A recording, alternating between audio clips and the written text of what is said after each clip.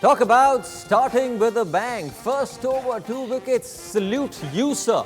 Sheldon Cottrell, respect to you, sir. What a way to start this game versus New Zealand at Manchester. But then it was post that Kane Williamson and Ross Taylor really showed their class and stitched together a massive partnership to make sure that it wasn't all doom and gloom for New Zealand, who really did pull things back courtesy that partnership. 291 for 8 finishing in Manchester. Kane Williamson with a 148-run inning. Ross Taylor with 69 to his name. Sheldon Cottrell, you, sir, are a star. 4 for 56. Carlos Brathwaite, 2 for 58. And Chris Gayle coming on to bowl and getting that all-important wicket of Ross Taylor. Thank you so much for joining us on ESPN Cricket for Match Day. We're joined in studio by Mike Hussey and Murli Karthik, also joined by Darren Ganga and Dan Vittori. Karthik, that was an interesting start to the game, right? An interesting over. I thought you're having a dig at Huss through me, that he said that Martin Guptill is going to get the maximum number of runs. Thank you for putting it out there. And he goes first ball. No, it was brilliant. Look, it was a sensational start to get two of the fiery openers and whom we were talking about if they get off to a start. And that too, Sheldon Cottrell getting the ball to swing. Thankfully, a little bit of shape in for a seamer. Brilliant start for West Indies, but beyond that, brilliant partnership from Ross and Kane as well. Yeah, I know that this... Just talking about that partnership, when you see the two of them back, it just oozes not just confidence, but also oozes like there's a lot of, it looks very easy on the eye, and that sort of tells you about the class that the player has. Yeah, particularly Kane Williamson. Yeah. What a star, what a champion player he is, and he has been for a long time. I just love how well he times the ball. He never looks rushed, as you say. He just plays good cricket shots. There's rarely any big slogs in there, apart from probably the one he got out on, which is understandable on 148. He's just in control. He's calm. He had a good ally there in Ross Taylor, obviously another player who's got great experience. So it was a very important partnership because obviously, the West Indies got off to a great start. I thought the West Indies did well early. They'd changed their tactic from bowling all those bounces. They'd obviously had a good chat about it and they said, right, we're going to pitch the ball up, try and bowl a good line and length, and it paid dividends for them. I think at the halfway mark, both teams will be reasonably happy, but neither will be comfortable and feel like they're right on top because I think New Zealand will think, okay, close to 300, we've got a score on the board, and if we bowl well, we can defend it, but they'll be very wary of this very dangerous West Indian batting order. Right, of course, that first short ball really coming out in the 7th over of the West Indies pace attack. And let's just show you a few numbers now. Darren, first 5 matches, 3% Yorker bowled, 60% full length, 54% short. But today versus New Zealand, we saw a different approach. The Yorkers, full length 22%, a short ball percentage going down to 31. So clearly they had come with a plan and they executed it to some effect, if I may say, Darren. Finally, they've changed their approach to bowling, and I think a lot of that had to do with Kemar Roach and what he produced. I think 10 overs for 38, the discipline that he bowled with, it tends to have a ripple effect on the other bowlers. Cottrell, as we know, his threat is with the new ball and his ability to swing the ball, and those two deliveries that got rid of the openers, I think unplayable at the start of any opener's innings. It's always a difficult predicament. So they had a good start, but again, they've been the best side in this World Cup, taking wickets in power play number 1, the West Indies, that is. What's the problem? It's the ability to take wickets in power play number 2. They only produce 1 wicket in power play number 2, and that's Chris Gayle. So Jason Holder, again, struggling to get the recipe to get wickets. You got to give credit to Williamson and Ross Taylor.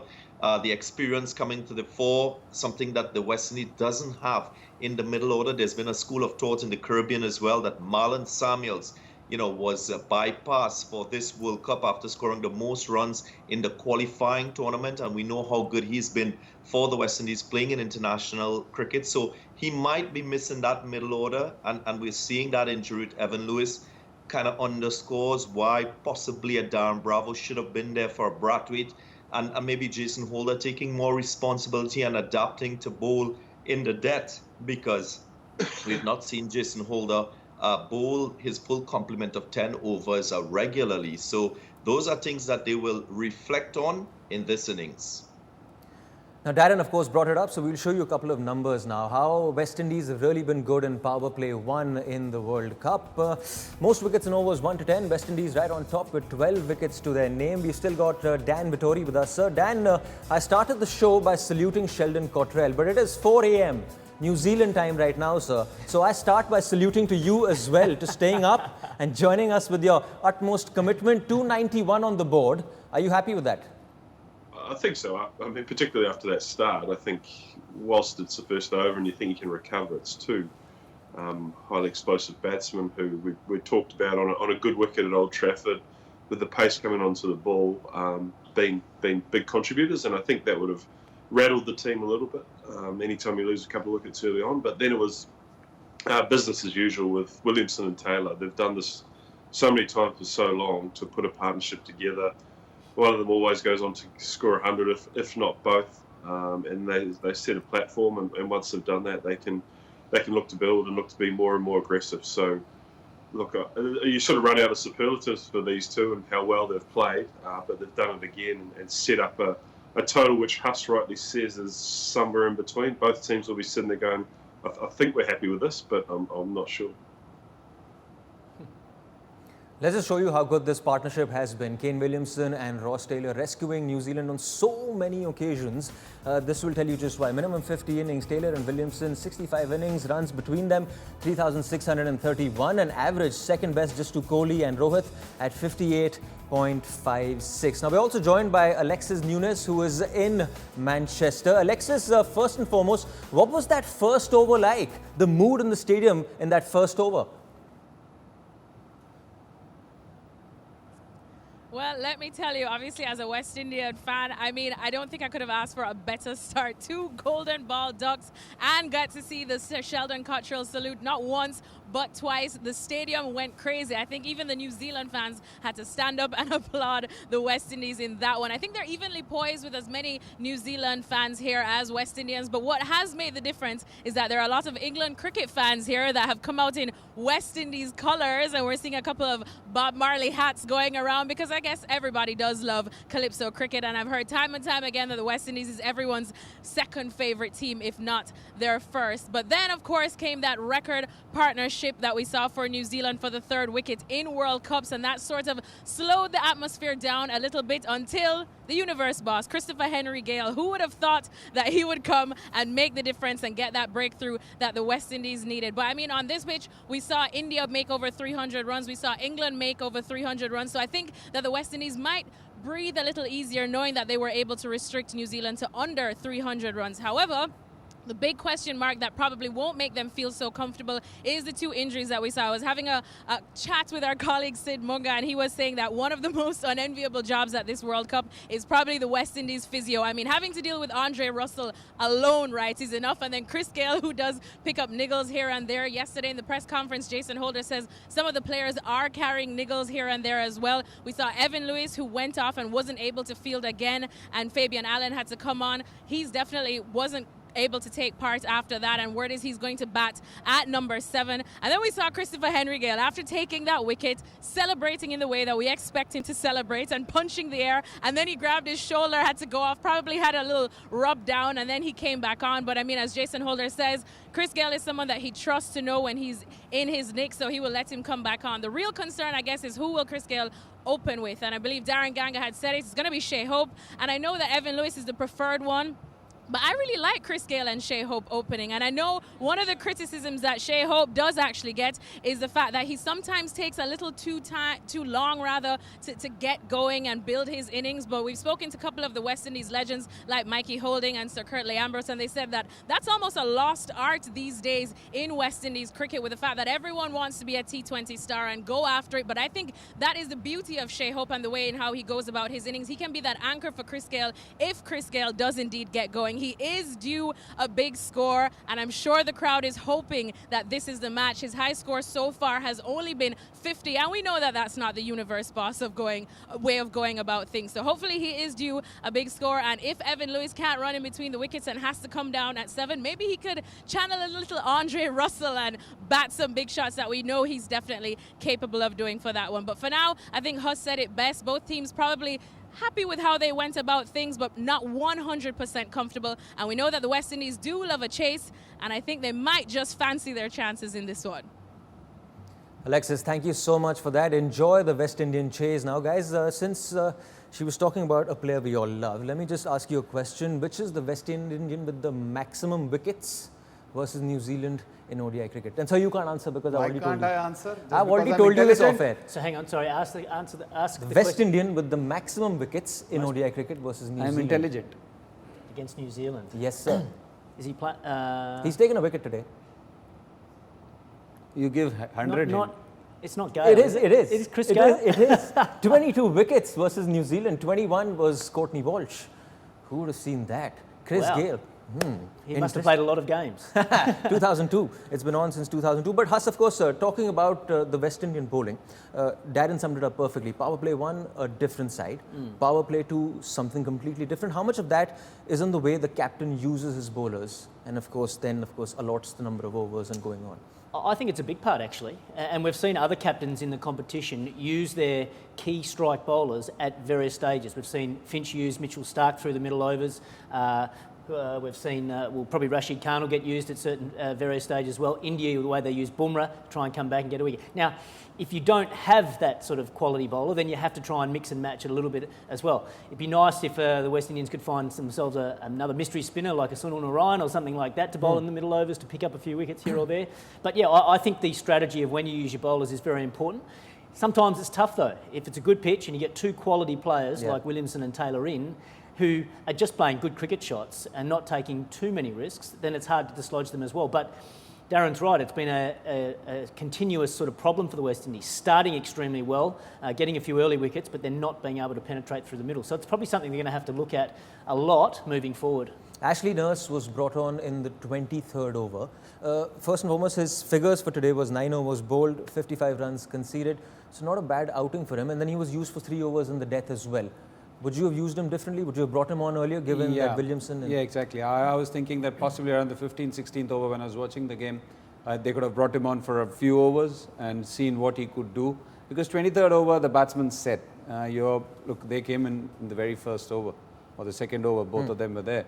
So they have already batted together for a long time. If you feel that seam is the way to go and you want to try your seamers before bringing him on, that's fine. But waiting till the 23rd over for a spinner to come on, both batsmen are already set. And it's not somebody, he's not a Vaughan, he's not a Daniel Vettori, he's not a Muthaiya Muralidharan. He's not somebody who's going to price a wicket. He's a restrictive bowler who will... So you've already brought him at a time when he's already defensive with his own bowling. So I thought possibly 15th or 16th over would have been a good time to bring him.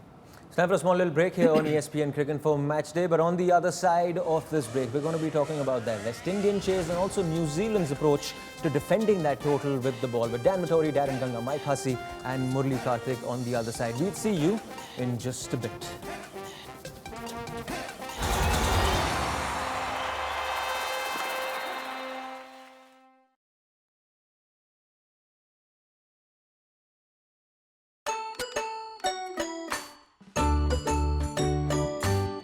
Chris Gale and Marlon Samuels put on 372 runs for the second wicket in a World Cup match against Zimbabwe in 2015.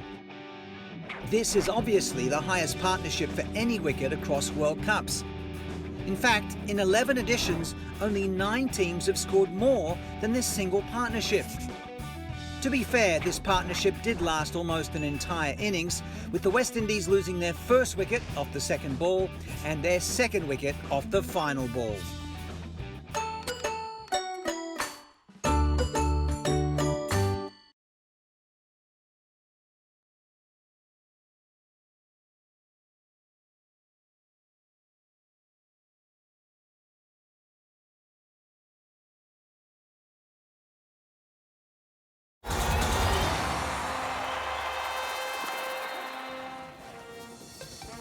Welcome back to ESPN Cricket for Match Day. We're at the halfway stage of the game between West Indies and New Zealand.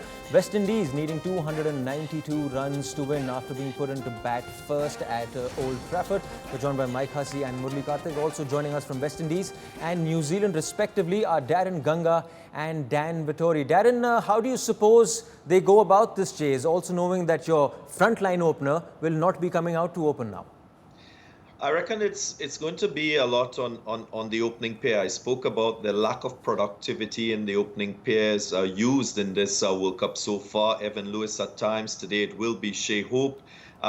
They've only produced an average opening stance of 13. They've not even had a 50-run partnership. So I think it will be important for both Shea Hope and Chris Gayle to lay a good platform. If they can get at least a half-century stand going at the top and Chris Gayle getting a start, that could prove to be the determining factor in the West Indies going on to win this match. I spoke about the inexperience in this middle order. Yes, Shimron Hetmyer plays in his own style, but he will give you opportunities to get wickets.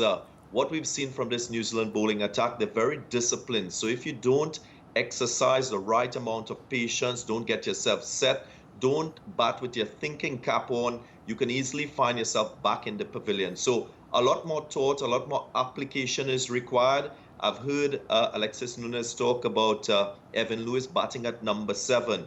Jason Holder, we've seen him back at number 6. But I still think there should be flexibility depending on the state of the game to use Evan Lewis wisely. Maybe a little bit at number 6, depending on how the game is going, for him to go and play his cameo. I think you can't be sort of preset in the way you approach things. Look at how the game is unfolding and you react accordingly. So it will be a challenging chase, but I think they need 1 or 2 players there to have a big match performance with the bat in order to get this target score.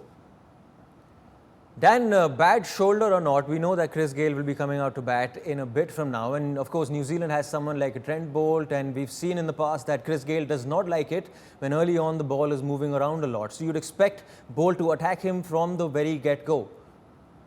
Yeah, I think so. I think in the past, Boult's looked to swing it, and if we see Cottrell was able to do that. So I think if Boult can replicate that, he looks to bowl full to Gayle to sort of square him up. And as we know, Chris likes to give himself 8 to 10 balls to get in, even sometimes more in one-day games. So I think you'll see in that period of time that there'll be Williamson and Boult will attack, and you can see 2 to 3 slips, and they realise how crucial that wicket is, because if he gets through those early stages, then it becomes more and more difficult. And I think the thing that West Indies have in their favour is the amount of left-handers to counter Mitchell Santner. Santner's been used for those middle and back end to counter a lot of the right-handed batsmen in the World Cup so far. So if you go through West Indies lineup, they do have that ability to change it up. So we may see Williamson come into the bowling attack today to try and counter a little bit of that left-handed nature of the West Indies lineup. Michael, of course, all the talk is on Chris Gayle and his big hitting ability. Will you suppose in a chase like this, 50 overs, you need to last the 50 overs, all the focus will be on Evan Lewis, Shai Hope, and of course Nicholas Pooran for them to play out the long, consistent one? Yeah, well, I think they've just got to come in and play their natural game. I think it's a good point Daniel Vittori makes about Santner and the left-handers, because Williamson's used Santner to keep things tight through the middle, so he might have to go to a different tactic. It's going to be a really interesting run chase, but someone needs to get a big score. Karthik, how do you see this going out very quickly? I think I echo their sentiments. I can get as quick as that. That is the quickest answer in the history of any show ever. Darren Ganga, Dan Vittori, Murli Karthik and Michael Hussey, thank you so much for joining us. This is, of course, the halfway stage. We, of course, will see you after the completion of that game. West Indies chasing New Zealand's 291.